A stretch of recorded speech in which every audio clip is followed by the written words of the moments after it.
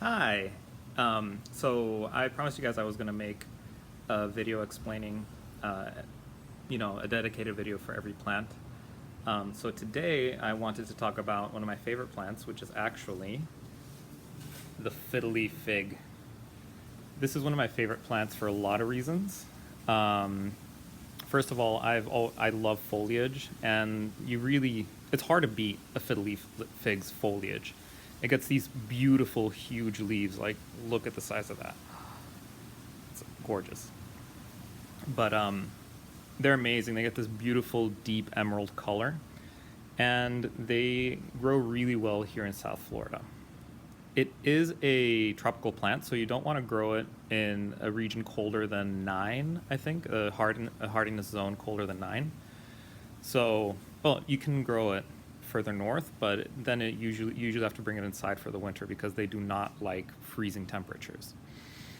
And down here, just to give you an idea, Fort Lauderdale is hardiness zone 10. So I think you can get these growing outside like as far north as like Orlando or so. Now, the thing to keep in mind with these guys is that they really do like light. They are a full sun plant. You definitely see these a lot indoors because they're such attractive plants. Um, but the problem is that if you put them indoors, you really have to put them in a really sunny, bright spot. So, for example, like a south facing window or just a place where you can be sure that it's going to get plenty of sunlight throughout the day. Definitely do not put it next to like a north facing window or a small window or a dark corner in the room. It has to be somewhere bright and sunny. Now, the second thing you want to keep in mind with these guys is that they don't like being overwatered, right? That's true for most plants, but these guys, they they just don't want to be flooded all the time. So a good way to keep that in mind, and you'll probably hear this advice a lot, is if you stick your finger in the top inch and it's dry about an inch in, so about one finger joint, then it's about ready to water. This one still can get a little bit more, can wait probably until tomorrow before I have to water it. Um, and the other thing you want to be careful about is because this plant really reaches for the light, that you have to make sure to rotate it maybe once every few weeks, just to make sure that it doesn't bend over too much. This one I just rotated, and you can see how the leaves are all pointing that way, right? And that's because it was facing outside towards the sun. But yeah, so if you just keep on rotating it, it'll definitely grow into this beautiful tree. Another thing to keep in mind is that if you try to grow these inside, you're not going to get these huge leaves. That's true for most plants. They like having a lot of light to get those really large, beautiful leaves. But these in particular, if you grow them indoors, you're going to end up with leaves closer to this size as opposed to this one. Another thing to keep in mind with pretty much any tree, but with these guys is that they don't grow very fast, right? A lot of plants, like for example my elephant ears, that will put out leaves during growing season every week. Huge, beautiful leaves. This guy has actually only grown from about this point here, so these last few leaves, in about a year.